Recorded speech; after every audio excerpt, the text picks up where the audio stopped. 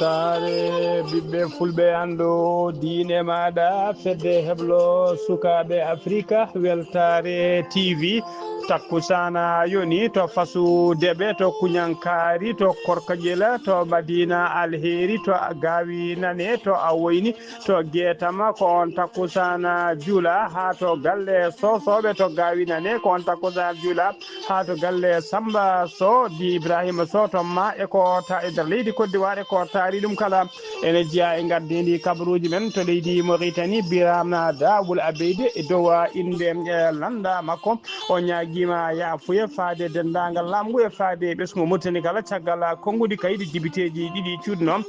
faade leydi he hono député biteɗo Mariama Cheikh wondude Gammo Chouro joni to leydi Sénégal Barthélémy Dias gonnoɗo maire de Dakar o haɗama yettade kaso mo rebiste tawi kadi o arno ko salminde tigui ko activiste biteɗo Assane Diouf cokaɗo e nder on kaso to leydi Mali jangu pittolo tawi ko pittolo bombo waɗi tigui to Yoroso yimɓe neɗɗo goto wasi hen fittade mum tawi ko policier ji jo kadi mbarmi hen kedde Afrique ma en ketto musidɗo men Alassane Oumar Mbodjo bisimilla moni kirki hotodirte joni piren pacciren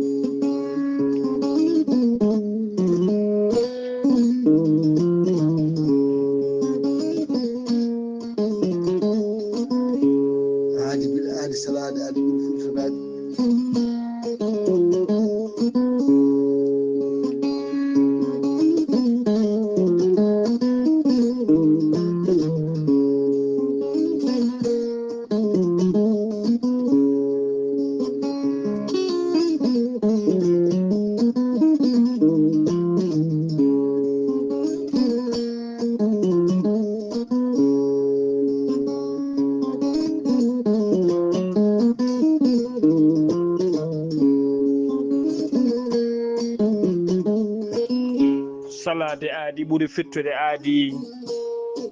ceerno Amadou Tidiane Diallo gorko mo melga wuuro jinneji wi ko fittata aadi mo adodire jayde weltare ɓiɓɓe fulɓe andu diine maɗa weltare TV gorko mo melga wuuro jinneji ko gandu binde laaɓano leɗɗe jaadiɗo ɓalawale danawal kala gorko mo melga wuuro jinneji ne safara rafiji kewɗi ɗi jiiɗa cirollo ceerno Amadou Tidiane Diallo ne safra wonduɓe koyɗe musoje keceje musoje ɓalli ƴakkoji ɓalli ɓuutoji e ɓalli musoji kala gorko mo melga wuuro jinneji ne yawran ɓen wonduɓe prostate sa jokkodiri e makko hay sinno prostate ma ala ko heddirno so wonano opéré o safruma joni ha mbiya wen tawa sekaka gorko mo melga wuuro jinneji ne yawran ɓen ustaraɓe gorago yawɓe yitade koye mumen e jippiɓe leecce kala e on fanno mo jogui hen leɗɗe tawi ko waɗade wittoji jaaƴƴi no feewi so tawi a hutorima ɗum joni mbiya alhamdulillah ceerno Amadou Tidiane Diallo gorko mo melga wuuro jinneji ene andina dendagal kiliɓe mum base makko ne tawe to Dakar en tawi ɗo miñi ko ne wiye ceerno Abdoulaye Diallo numéro mum 77 714 94 15 gorko mo melga wuuro jinneji gam hoybitande tawateɓe lappol palol dande maayo ɓe Mauritanie Sénégal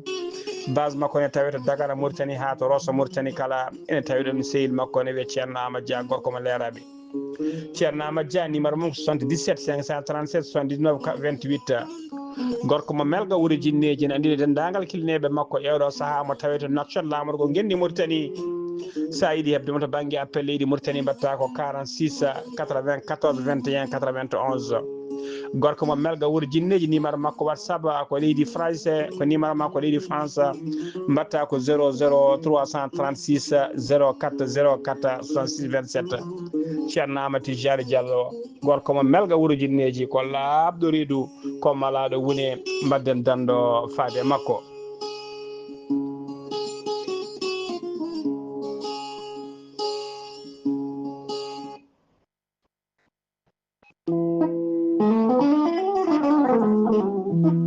Mandi Mansa Keita ko gorko pullo hen banggue ko mani ganke hen banggue joom gandal tawi kadi ko gandal memotongal ko gandal jirutongal guite ko gandal kadi jaadugal e nundal. Mande Mansa Keita gandal makko ɓuuri yarude koye ngaluji cuuɗotoɗi e nder less leydi ko wayno jama ko wayno or ko wayno boxita kanŋe dennagal gueɗe mbaɗe noon. Mande Mansa Keita ko gandaɗo e nder dongre Africa ha tengti noon to ɗin ngaluji jiilete ko wayno leydi Côte d'Ivoire, leydi Mali, leydi Burkina Faso, leydi Mauritanie, leydi Angola, Mozambique, leydi Zambie dendagal leyɗele to kanŋe yiilete kala hen nde mo mbiɗa Mande Mansa Keita ma wiyewo hayatto ayi gando ayi neɗɗo kawniɗo ayi neɗɗo nunɗuɗo. Mande Mansa Keita tengtinde nunɗal makko so tawi on jokkodiri o namdata komo hoore kuɗol o namdata komo avance o gollante ko jiɗɗa ko kala haajuma ha ɓerde ma ɓuuɓa sa heeɓi ko jiɗɗa ɓerde ma ɓuuɓi gadda ko kaldun ɗon. Mande Mansa Keita saɗi tan ko jamfa.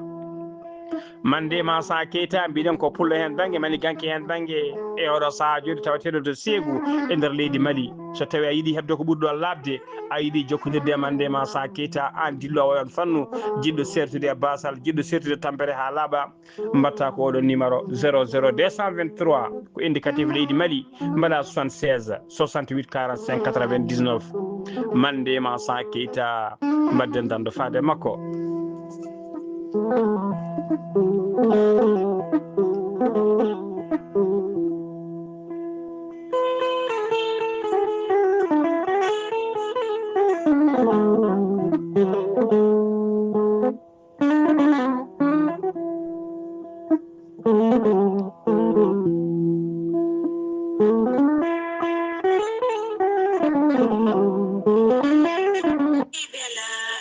Docteur Djibiso wittiyanke safriyanke mo jomiraɗo rokki sellinde o saaha mo gonɗena. Docteur Djibiso baɗɗo wittoji mum to leydi Mali, leydi Sénégal hay nokkuji goɗɗi kala. Docteur Djibiso bittuɗo yogay ñabbuji cuuɗotoɗi e nder ɓalli ngam wawde faabade yimɓe kala.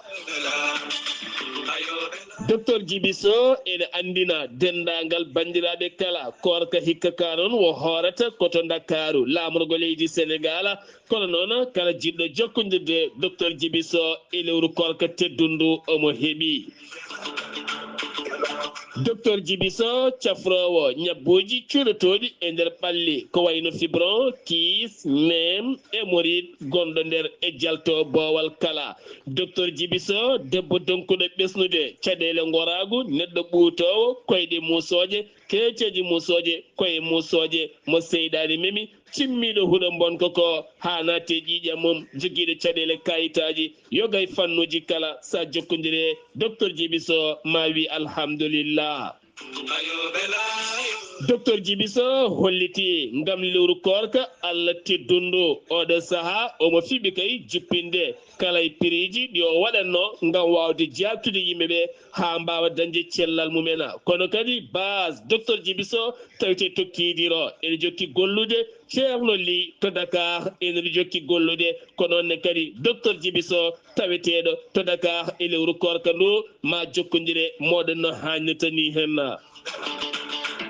son jiɗi jokkodirde e docteur Djiby Sow wittiyanke safriyanke taweteɗo e lewru korka teddundu kala to Dakar ɗo lamorgo leydi Sénégal mbatta ko 00223 70 85 72 47 ko tonggode makko leydi Mali walla mbaɗa 00221 77 244 92 81 walla mbaɗa 78 353 28 92 musidɓe tedduɓe docteur Djiby Sow ene wiya mon Ramadan Moubaraka. docteur Djiby Sow e oɗo saaha joni tawe toon to kiidira noon kala jokkodirde docteur Djiby Sow dendagal rafiji gonduɗa kay joni haajuma humto hano hannitani. Kettode kaburuji mon e demgal pulaar Afrique, Asie, Europe, Amérique, Moyen-Orient, Océanie. Jam ñalle mon musidɓe tedduɓe eɗen gone alkamisa 17 lewru avril hitande ujunnaje 2025 habaruji mon e ɗemgal pular e sawta he ko musidɗo mon seydi mon Ghali Abouba to karallagal ha mbawon yiide en to banggue nete ɓosoje ko miñi men seydi men Saydou Abouba hono no mbirɗen gardidi kabaruji men koto leydi Mauritanie pudorɗen to leydi Mauritanie jeen ha toon to Zoyrata noon ko suka militaire jaarowo kay edde duuɓi nogas ko kañum tigi tawa noon ene maayi ñande talata ɓennuɗo o 15 lewru avril hitande ujunnaje 2025 to Zoyrata o tawa noon komo fella kural sara nokku biyeteɗo Kedja Djila waɗɗani base militaire o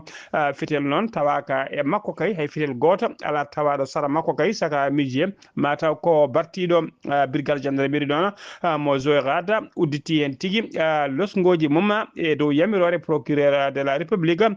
mo Trizemour beele kay ene ande holla tigui badɗo ngal ɗon baɗala kanko jaltuɗo aduna noon o wiyeteno ko Yaqouba Wula Ida Goskiki noon nawanoma to morgo polyclinique mo Sinim kay toon mofta kay ha enquête o wawa hiɓɓude ha joni ko leydi Mauritanie keɗoɗen Biranta Abeydi gardiɗo cettala bitegal IRA ko député kadi nder suudu sarɗiyeji o ñaguima yafuy noon dow inde IRA e dow inde droit de l'homme kala konguɗi kay ɗi député ji ko wayno Mariam Cheikh wondude Ramou Achoura cuutno kay o holliri noon kanko Biram kay ko konguɗi ɗi pewani ɗi joɗani ha tengti kadi ha tengti noon konguɗi tawa ko konguɗi kadi jofinoɗi la première dame woni joom suudu hoorejo liɗɗi Biram da noon erima dendagal yimɓeɓe kala e yaadiɓe mum kala o yeddimi yimɓeɓe kala e yaadiɓe makko erimi yimɓe kala tawi kadi koye nder vidéo cariɗo no fewi mo ñaago hen ya foy ko fati hen alhaali kadi o holliri ɗon kadi wonde laamu ngu haaliti wonde laamu ngu noon ko fati kay e alhaali oɗo activiste biteɗo activiste tawi ko activiste biteɗo Warda Ahmed Solim o holliri tigui Birana holliri tigui wonde gueɗe ɗe ne taaɗi no fewi hay sinno laamu kay holliri noon wonde rettirino plainte aji ɗi kono noon ha joni gueɗe ɗe ene leydi no fewi Biranta Abeydi kadi on ñaguima yafuya huccini yafuya makko kadi e hoore jagode hono Mouhtara Wul Ndiaye o erima kadi nde tigui nde yimɓe julɓe kala ha tengti e noctionnaɓe kande pottata tigui to Bowal edde Ibnu Abbas tawe to capital beele kay yimɓe kala mbawi wonde ɗon mbaɗa juulu kay ñaago tigui ko fati tigui e koddigal moƴƴal e gurdam moƴƴame e nder leydi he ha joni habaruji men ɗemgal Pulaar sen ummima to leydi Mauritanie koto leydi Sénégal paaɗena Barthélémy Dias ko gonnoɗo maire de Dakar ittaɗo kay e lefol gardigo mairie ndi o yehino to kaso mo Rufisque yano dan womo toon noon ko yidde salminoyde Assane Diouf noon ko activiste cokaɗo toon kay gila 3 lewru mars kanko Barthélémy Dias noon o holliri tigui wonde o haɗama yettade e salminde oɗon kanko Barthélémy Dias noon o holliri tigui omo jogui autorisation kay omo ƴettino kayit kay saabu sa yiiɗi salminoyde cokaɗo to kaso a ƴetta kayit o ƴetti on kayit tigui omo woni a règle kono nde o ari ha o yetti ɓe kadi mo tigui yettade holliri on ɗum noon ko haɗede haqqe mum e haɗede weltare e nder leydi he ha joni ko leydi Sénégal keɗoɗen tangue tanja tanja ɓiltima e juuɗe dika woni division d'investigation criminel leydi caggal ɗum noon ko caggal kay nde o waɗano déféré caggal nde o ummi to diga waɗanoma déféré to tribunal mo Dakar ɗum ko alarba hanki o waɗama noon libéré kono ko sous contrôle judiciaire kadi ɓe tetti passeport makko e ɓe tetti passeport makko ɓena mofti ɗuma tangue tanja noon tuma tigui ko dirtinde ngalluji e bordingol haalisaji kewɗi no fewi tawi koye haalisaji ko fati covid 19 ko kaɗaɗo kadi yaltude e leydi ndi e oɗo saaha joni hono no holliri avocat makko hono Amadou Ali Kane tanja noon nan ko yidde ko yeddi ɗum ɗon ha soori ladde haalis noon mo halfinno kay ko tuma juuɗe makko ne moddi hen ene guime ha capanɗe jeeɗiɗi million tawa ko franc CFA o wi noon on haalis kay fano tigui koye musicien ji wondude artiste uji leydi Sénégal o wi noon ko fodde temedde joyyi e capanɗe joy e nayo neɗɗo won tigui woni oɗon haalis fano ɓen kala pecci haalis o tawi kadi ko hunde labtude no fewi haydara hen ala ko jilɓe hono no holliri ha joni koye on fannu keddoɗen e nder nanguirɗe e nder nanguiraɓe kay juuɗe mumen moddude e bordingol haalisaji tawi ko fond covid 19 hen ɗiɗo noon joƴƴini tigui caution ngaji mumen keeɓi ko wiyete liberté provisoire ɓen woni biteɗo Alimatou Sadia Gueye ko styliste on noon o limi ha timmi capanɗe joyyi million tawi ko franc CFA caution makko ɗi o joƴƴini kay ɗi o joƴƴini ha wawi hebde ko wiyete liberté ha wawi hebde tigui ko wiyete ha wawi hebde ko wiyete liberté provisoire ha joni noon ko baɗaɗo ko wiyete inculpé tawi kadi ko juge mo 5e cabinet de tribunal de Dakar waɗimo inculpé goɗɗo noon ko gonnoɗo dage woni tigui gonnoɗo dage to ministère des sports hono biteɗo Mamadou Ngam Niang kañume hoore mum tigui joƴƴini caution ŋerɗo no fewi saabu on joƴƴini ko temedere capanɗe joyyi million tawi ko franc CFA on heeɓi ko wiyete liberté provisoire tawi kadi ene wondi e sous contrôle judiciaire foof noon ko juge mo 5e cabinet ina jukki kay e wadde investigation muɗum yidde kay yo laaɓ ceera ɗiɗo milliard uji tawi ko jaltinnoɗi kay ko fati e haɓade covid 19 e wallidde yimɓe tawi ko ɓuuri hewde ɗin haalisaji ko borjinaɗi ko ɗum tigui o juge o yiiɗi andude ɗin haalisaji naati ha joni ko leydi Sénégal keɗoɗen on fannu ha joni alhaali kay ɗiɗo 1000 milliard woni tigui ujunere milliard taw ko woni ha leydi Sénégal yaltinno gam kay wallidde haɓade oɗo mboros covid 19 e saaha laamu Macky Sall ha hunde nde noon e ɗum heewi tigui incu e oɗo saaha joni saabu kay cour des comptes holliri wonde koppereje kewɗe no fewi koko dirtina hen hewɓe noon puɗɗima kay hebde convocation ngaji men noto yaade toon to diga wiɓe kay toon diga hewɓe kadi joƴƴini tigui ko wiyete caution men balen mbawa hebde ko wiyete liberté provisoire joni noon ko gaye mawɗi ɗi tigui woni ko justice o jiiɗi jofade feɗe ɗum ko ɓen noon teskama ɓoyatama ɓe mbaɗe convoqué waɗe convoqué taw ko mennoɓe wonde ministre uji woni wannoɓe wadde jagoɗe e saaha laamu Macky Sall ko wayno kay Abdoulaye Diouf Sarr noon ko gonnoɗo jagolgal kalfinagal ko fate e cellal aade e saaha covid 19 e saaha laamu Macky Sall wondude Mansour Faye noon ko keynuma Macky Sall ene nanga kay oɗo saaha kala koko waɗa ko wiyete e gan sanga noon e saaha laamu Macky Sall on noon tawa kadi e gan sanga o wonno ko ministre du développement communautaire ko ɓeɗo noon ɗiɗo woni ministre uji kay fuɗɗiɓe jofede kay ko fati kay e oɗon alhaali convocation mabɓe noon ɓoyata tigui ɓaɓe ɗote toon digga Mansour Faye kañum tigui ko alkamisa hande o foti notoyade convocation makko to diga ko on dossier noon ko sababu kadi on dossier kay hannoma tigui nde o caggal nde o yinno wadde ɗanngal makko ɗeɗo balɗe kay nde wayno ha to bowallade diwaje ngal Blaise Diagne ko ɗon tigui o haɗano diwde tawi tigui ko fati e alhaali oɗo dossier tawi ko haalisaji dirtinaɗi ko fati fond covid 19 ha joni ko ɗiɗi Sénégal keɗoɗen jen ha to biñoma DIRPA woni direction de l'information des relations publiques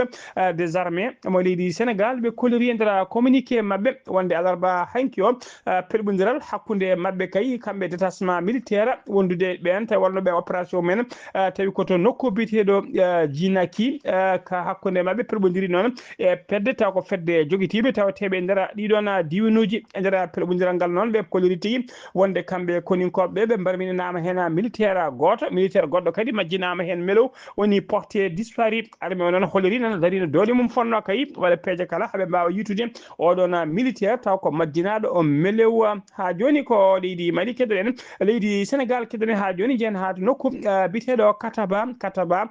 ko wuuro tawtengo e nder région mo Ziguinchor vidéo goto noon sarima e nder réseaux sociaux ji kala e nder leyɗe tiri rendo on vidéo noon ene hollit tigui on vidéo noon hollirta tigui vidéo noon hollirta tigui ko ɓeeɗo witeɓe kanguranga woni tigui maskotoɓe masqueji mumen enen jogui tigui karawasuji mumen e looci men ene camto sukaɓe tawi ko sukaɓe élevage sukaɓe ene gulla ɓe piya piggal musgal no fewi tawi ko sukaɓe élevage ɓen élevage fiyatnoɓe noon ko élevage ɓe keɓani moyen woni tigui ɓe jayano tigui pasde ene piya piggal musgal no fewi on vidéo tawi kadi ko sukaɓe rewɓe e worɓe kala vidéo noon sarima e nder réseaux sociaux no fewi te vidéo noon yetti tigui e guite laamu ko ɗon tigui laamu ngu udditi hen enquête mum tawi ko gendarmerie udditi hen enquête muɗum gendarmerie noon tawi ko section de recherche mo Diouloulou kañumen halfina enquête o ɓe puɗɗima teɓe yitude kay e nanggude yoga kay ɓen waɗannoɓe ɗeɗon gueɗe Kataba noon tawi e nder département mo Bignoma waɗɗani Diouloulou ene tawi à peu près fodde 80 kilométre to banggue rewo ɓaaƴo hinnague Ziguinchor ha joni ko leydi Sénégal keɗoɗen to nokku to legal bitegal Guédiawaye e nder legal Golfe Sud ko nder legal Golfe Sud ko hollirama toon tigui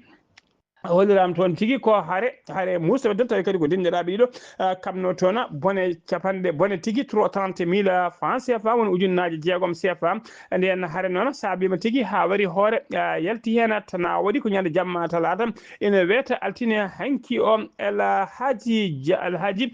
Diagne jaro duuɓi nogas e goho ko kañum tigui woni baraɗo o warima noon ko biteɗo S ene yette Diawo ene yaare duuɓi 16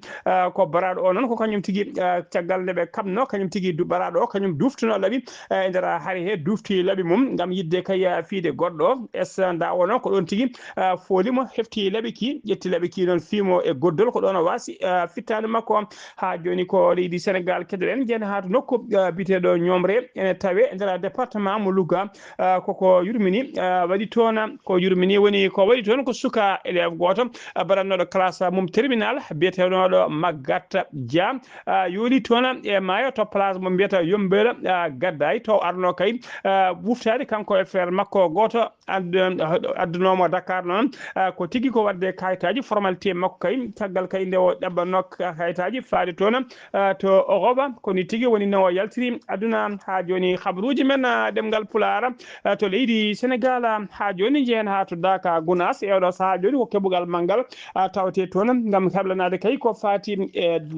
Daka Medina Gounass ma en ketto cimtol musidɗo men sehil men Amadou Samba Lo ewɗo saaha joni tawteɗo toon to Daka Medina Gounass Amadou Samba Lo assalamu aleykum wa rahmatullah.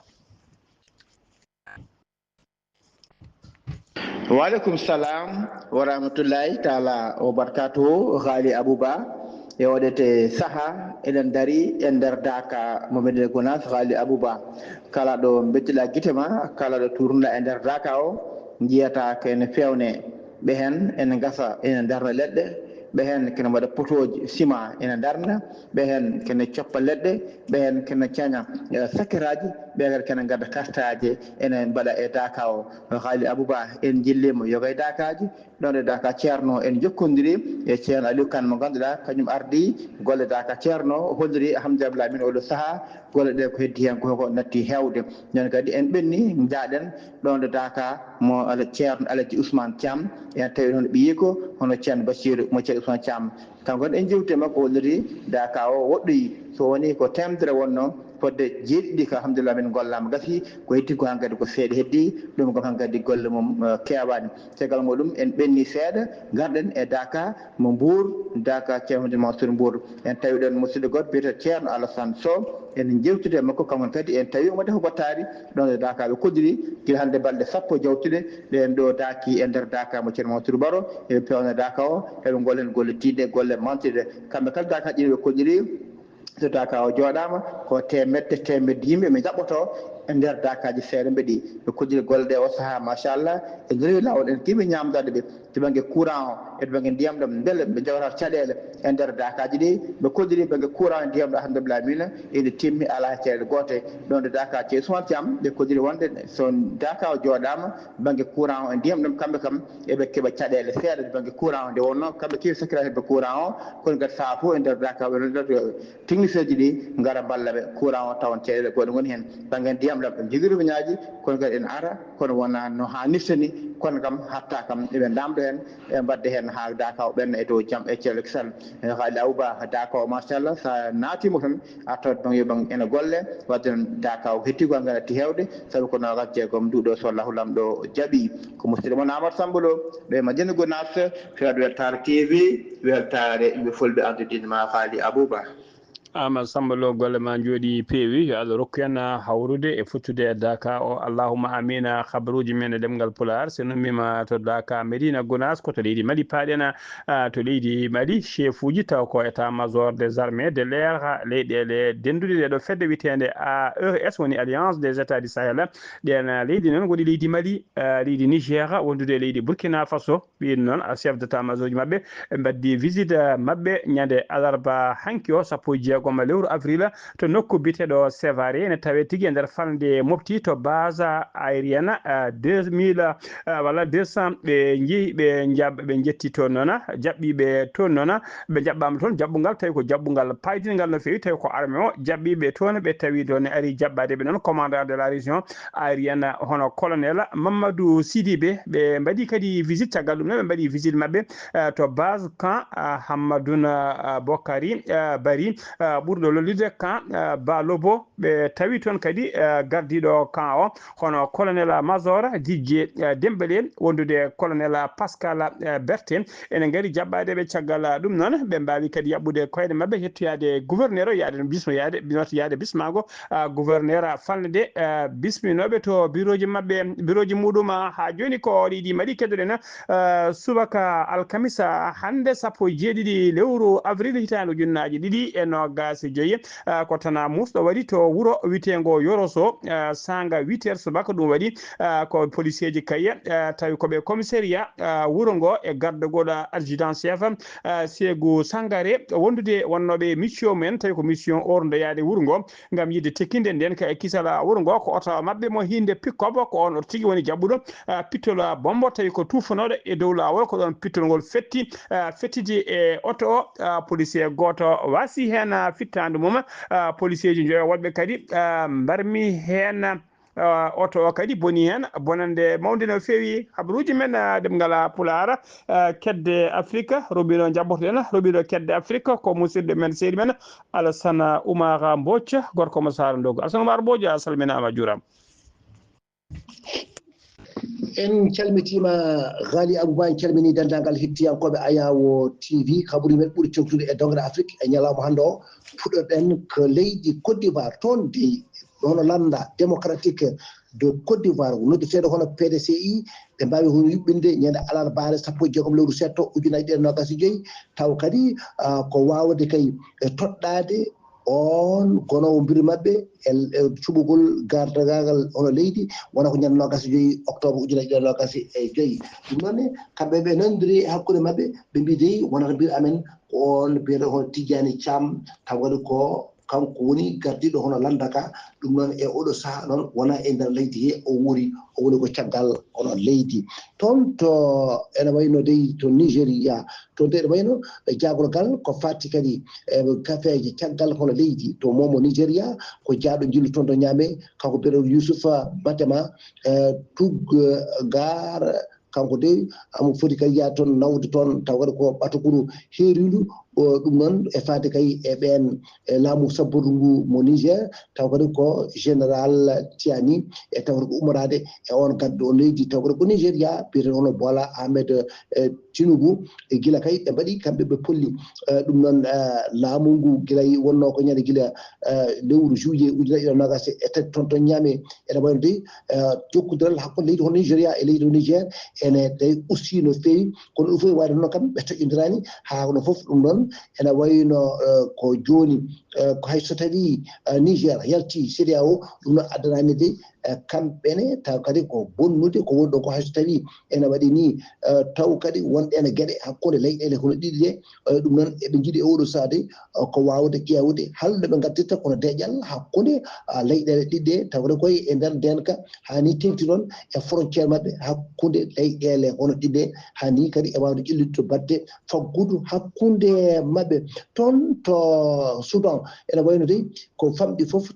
ujunnaje jeetati no neɗɗo wawi ummade kay ene wayno ɓe mbi oɗo saaha koko donki yirade ni gila ujunaje ɗiɗi e nogas e nayyi no wiiri noon taw ko comité international mo croissant rouge ko on bañin ɗum ñande alarɓare 19 lewru setto ujunnaje ɗiɗi e nogas e joyyi toon to Cameroun ene wayno de oɗo militant mo landa tawata ko laamu ngu gila kay o naati hen koye landa ka ko gila ujunnaje ɗiɗi e 19 kanko noon ko conseiller municipal kanko biyeteɗo Léon Ténère Onana kanko de o wi o haalde taw ko juge administratif o ñaguima ɗum kay nde on waɗata kay tawata ko on mandataire tawata ko juɓɓinowo mbawɗo juɓɓinde tawata ko congrès wonande landa laamu ka haaɓe mbawa kay ƴewde woni landa ka woni rassemblement démocratique du peuple camerounais woni RDDC ɗum noon ene wayno de kanko gardiɗo ono laamu ngu e oɗo saaha Paul Biya ɗum noon gonɗo e laamu ko ɓuuri mawo kay joni mawo duuɓi 43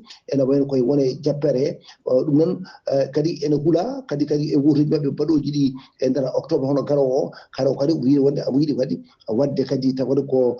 mandat jeesuɗiɗo ɗum kadi omo ardo leydi hayso tawi duuɓi makko woni ɗo tolni kono noon laamu dey kañum woppu ɗum wona noon tan ono weɓiri Ghali Abouba ko ɗum de wonno ko joguiɗen e dongre Afrique e ñalawma hande o taw wonno koye dande musidɗo moon Alassane Oumar Mbodji pour commençant ɗo gam weltare Ayawo TV. Alassane Oumar Mbodji golle ma jooɗi peewi ko an uddi kabruji men e ɗemgal Pulaar to haalirde ɗo ko musidɗo moon sehdi moon Ghali Abouba to karallagal ha joni min to banggue nete ɓosoje ko Saydou Abouba ruɓiɗo Afrique Alassane Oumar Mbodji to Madina Gounass ko correspondant men permanent hono Amadou Samba Lo ketki malaki jaam yo jaam Allah jogomi jogo on.